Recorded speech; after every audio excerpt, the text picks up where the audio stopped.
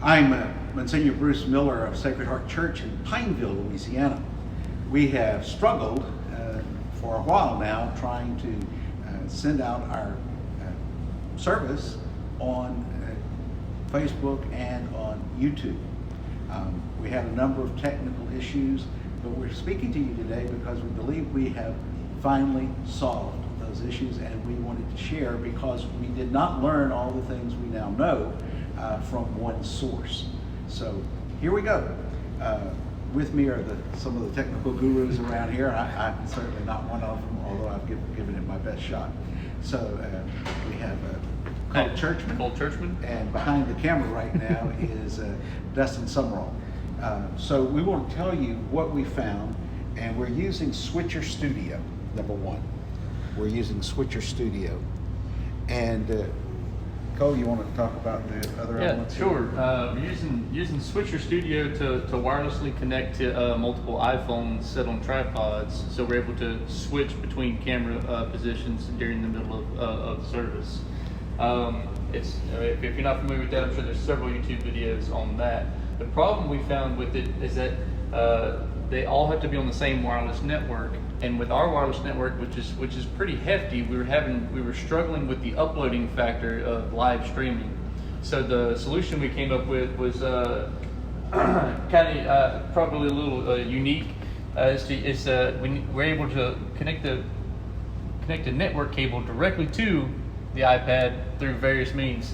So we're going from a regular Cat 5e network cable into an Apple network USB adapter, which then goes into a USB 3.0 hub, which goes around the corner here into another Apple Lightning connector to USB.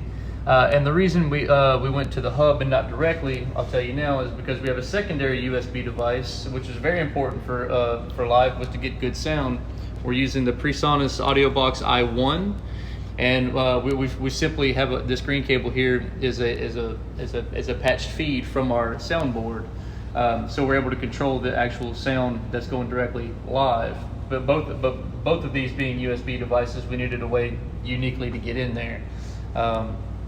So a couple things we might add to that is the iPad is on our network with the same network as the AP, the access point through which our cameras, which are Wi-Fi into this process, are on.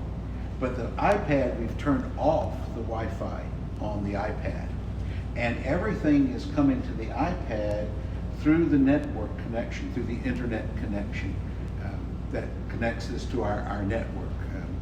We have a firewall, of course, and we have connectivity through that. So unique to this solution is that the Switcher Studio app does not use Wi-Fi. It only sends out over the internet connection, our wired connection to the network. Cole pointed out to you that we're feeding the PreSonus One from the sound system, and that feed is like a speaker in the sense that we can control levels of the different, for instance, a guitar versus a singer, because we can control the sends to that channel, to that feed that we have there. So that's an important element here.